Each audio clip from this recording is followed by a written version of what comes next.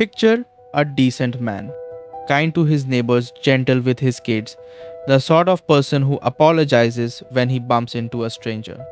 Now put him in a crowd, not a metaphorical crowd, a real one, packed shoulder to shoulder, everyone facing the same direction, everyone feeling the same thing at the same time. And watch what happens to his face. The softness goes out of it. His voice, which at dinner is mild, is now raw in his throat, screaming something he would never say to a single human being if the two of them were alone in a room. And here is the detail that should disturb you most. He is not miserable. He feels magnificent, more alive than he's felt in months. You don't need a riot to know this feeling. You felt the smaller versions. The meeting where a joke at someone's expense catches fire and you hear yourself piling on. The group chat that turns on a person and something in you joins the hunt. The comment section, the stadium, the protest, the office, when a target has been chosen. There is a switch that gets thrown when enough people gather around the same feeling, and it does not flip toward your better self. It flips toward something older, something hungrier, something you'd be ashamed of alone. The unsettling truth at the center of human social life is that some of the worst things people do, they do not in spite of being good people, but precisely while feeling like good people, surrounded by other good people, all of them certain they are right. The question is what that switch actually is. Because if we get it wrong, we'll keep telling ourselves a story that lets us off the hook, and we'll keep being surprised every single time it happens again. We have a comforting explanation for the cruelty of crowds, and it's this: I wasn't myself. I got swept up. The mob took over and I lost my mind for a moment. Notice what that explanation does. It treats the group like a kind of weather, a madness that descends on you from outside, so that whatever you did inside it wasn't really you. It's the oldest alibi in human history, and it's the one thing every account of mob violence has in common, from the lynching to the comment thread. We weren't ourselves. But what if that's exactly backwards? What if in the crowd you were being a self, just not the one you want to take credit for? The first serious attempt to explain this is also the most flattering to that alibi, and it's worth understanding because it's still the story most of us carry. In 1895, a French thinker named Gustave Le Bon wrote a book called The Crowd, and it became one of the most influential things ever written about group behavior. Le Bon's claim was vivid and brutal. He believed that when a person joins a crowd, something is subtracted from them. By the mere fact that he forms part of an organized crowd, Le Bon wrote, a man descends several rungs in the ladder of civilization.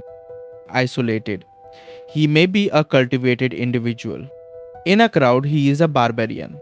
To Le Bon, the crowd dissolved the rational, civilized self and released the primitive creature underneath, a being of instinct and contagion, swept along by emotions that pass from body to body like a fever. This idea became the seed of a concept psychologists later called de-individuation. The theory goes like this: in a group, especially a large or anonymous one, you lose your sense of yourself as a distinct, accountable individual. The crowd gives you a mask, and behind a mask, the normal breaks come off. No one can single you out, so no one can blame you. Responsibility doesn't rest on you, it's smeared thin across hundreds of people, until your share of it feels like nothing. This is why a mob wears hoods. Why a uniform makes atrocity easier. Why people type things under a username they would never say with their own name attached. Anonymity, the theory says, lowers the threshold of the unspeakable because the self that would feel ashamed has been switched off. There's a reason the people who study riots, lynchings, and online pylons keep coming back to anonymity. The hood, the uniform, the screen name, the sea of identical faces. Each one does the same quiet thing. It removes you as a target for consequences, and the moment you can't be singled out, a strange permission opens up. You stop being a person who can be blamed and start being part of a force that can't. And forces don't feel guilt. This is the dark genius of the mask. It doesn't just hide your face from others, it hides your face from yourself. So that's the classic picture. The crowd subtracts your civilized self, the mask removes your accountability, and what's left is a barbarian. It's a powerful story. It's also, we now know, not quite right. And the cracks start to show with a simpler, quieter experiment that had nothing to do with violence at all. In 1951, a psychologist named Solomon Asch sat a person at a table with a group of others and showed them a series of lines. The task was almost insultingly easy. Look at one line, then pick which of three others matches its length. The answer was obvious, the kind of thing you'd get right essentially every time alone. But the other people at the table were not real subjects. They were confederates, instructed on certain rounds to all calmly give the same wrong answer. And so the real subject would look at the lines, see plainly which one matched, and then watch every other person in the room confidently choose a different one. The question Ash was asking was simple. Would you trust your own eyes or the unanimous group? The results have unsettled people for 70 years. Around 75% of participants caved to the obviously wrong answer at least once. On average, people went along with the group on more than a third of the rigged questions against the direct evidence of their own vision. Alone, they erred less than 1% of the time. In the group, the error rate jumped to nearly 37. People sat there and denied what they could see with their own eyes because everyone around them was denying it too. Sit with what the Ash experiment really shows because it's stranger than violence. These people weren't anonymous. They weren't enraged. There was no hood, no uniform, no fever of the mob. They were calm, identifiable individuals in a quiet room being asked about lines. And still, 3 out of 4 of them, at least once, chose the group's reality over their own. If a unanimous group can make you doubt the length of a line, a thing you can see, then ask yourself what it can do to your judgment about things you can't see, about who deserves blame, about what's true, about who counts as fully human.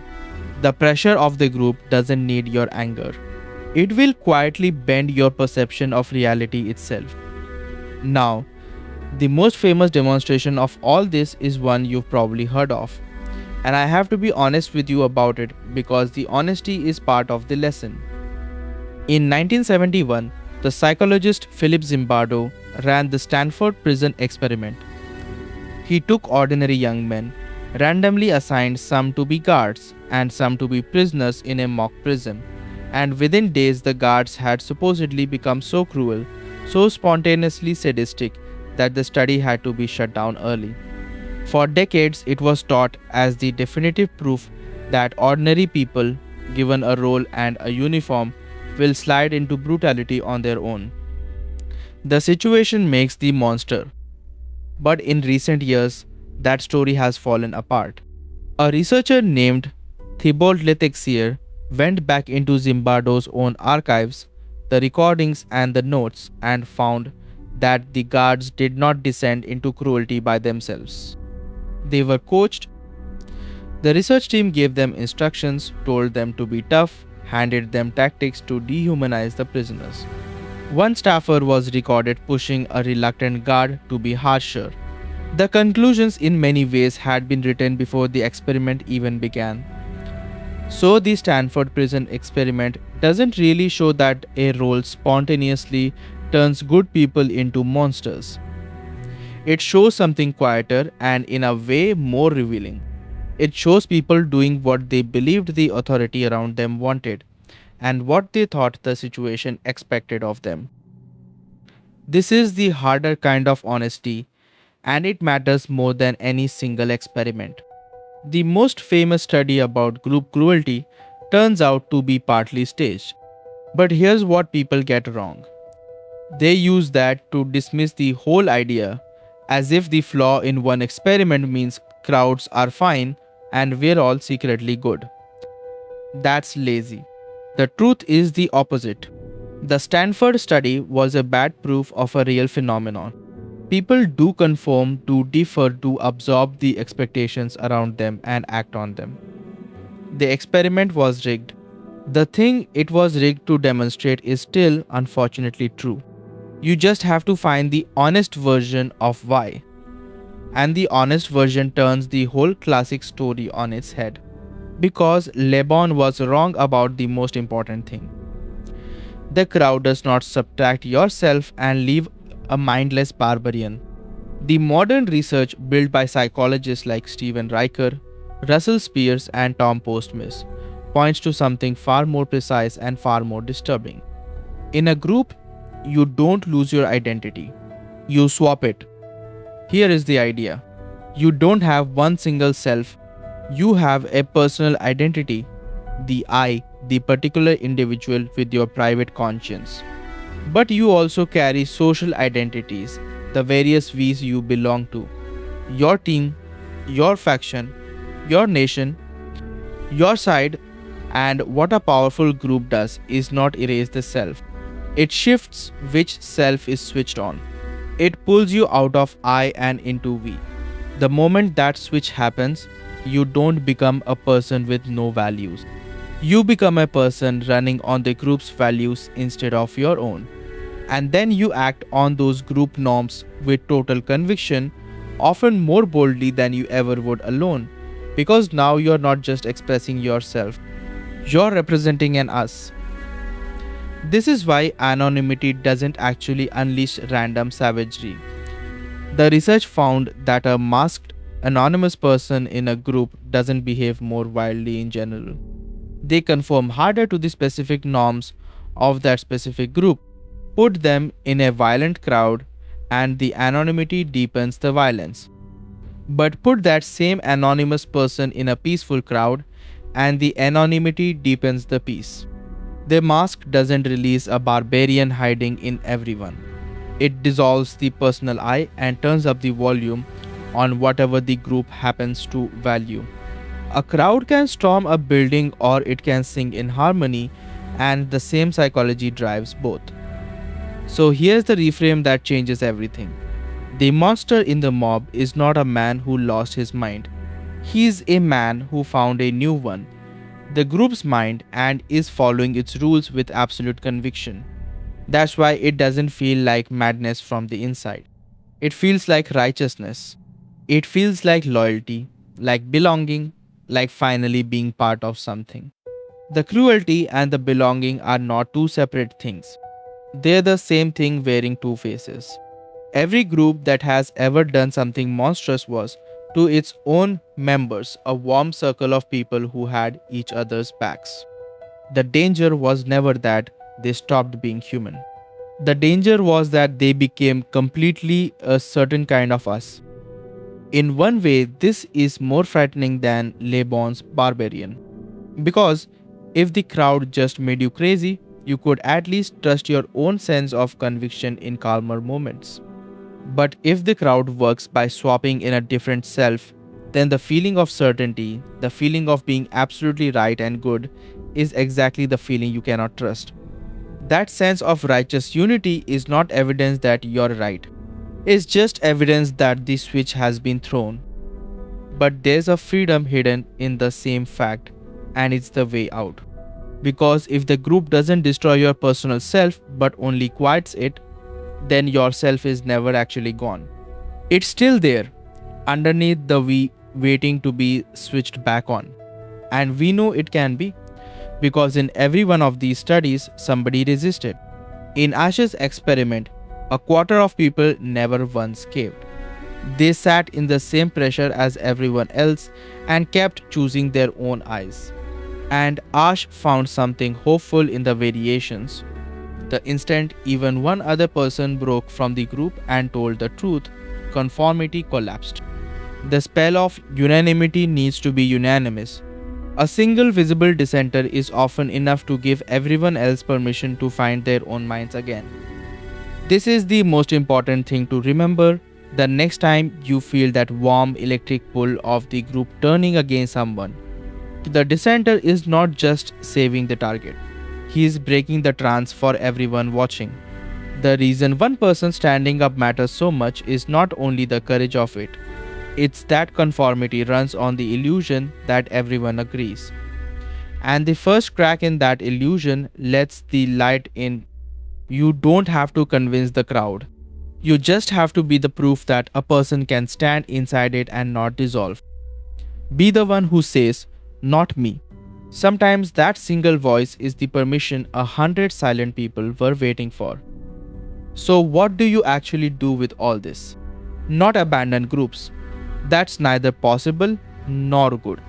Belonging is one of the deepest needs we have, and the same group psychology that builds mobs also builds rescue parties, movements, communities, everything decent that humans have ever done together. The crowd is not the enemy. Disappearing into it is.